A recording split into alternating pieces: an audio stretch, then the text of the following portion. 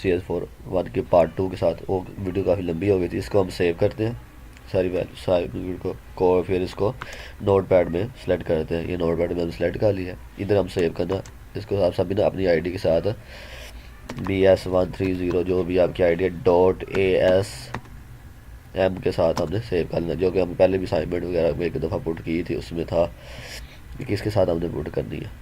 ये वर्ड में ओपन हो जाती है, लगा रहा है।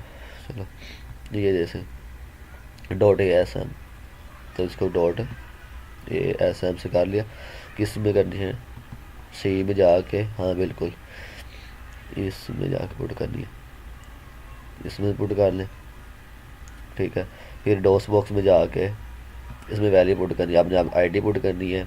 आईडी पुट करके इसमें वैल्यू पुट करनी है। पहले तो आपने इसको माउंट करना डाटे को, सी ड्राइव से लेकर इसको जो सॉफ्टवेयर पुट किया माउंट करना है। सी लिखना है, अमाउंट किया हो गया। फिर सी में ये वैल्यू पुट करनी, जैसे असाइनमेंट 1 में था हमने किया था, सेम टू सेम काफ़ी ज़्यादा असाइनमेंट की वीडियो पुट करनी है। फिर इसके अपनी आईडी के साथ जो आईडी दी है उसका .ASM, फिर -O है, फिर आईडी के साथ .com जो आपकी आईडी के साथ आपने फाइल से, फिर -I और फिर आईडी के साथ .list पुट करना है और फिर एंटर कर दें। वो आपका जो ये तो पहली असाइनमेंट, उसमें आपका जैसे आपने 1 टाइम ए पुट किया था, मैंने जैसे पुट किया था वो 1 टाइम ए पुट हो जाएगा। सेकंड टाइम किया तो सेकंड टाइम, और जिसका 5 टाइम 10 टाइम होगा तो वो पुट हो जाएगा। ये कंप्लीट हो जाएगी असाइनमेंट आपकी इस तरह। हमारे चैनल को लाइक करें, शेयर करें, सब्सक्राइब करें ताकि मैक्सिमम लोगों की हेल्प हो सके। ओके, अल्लाह हाफिज़।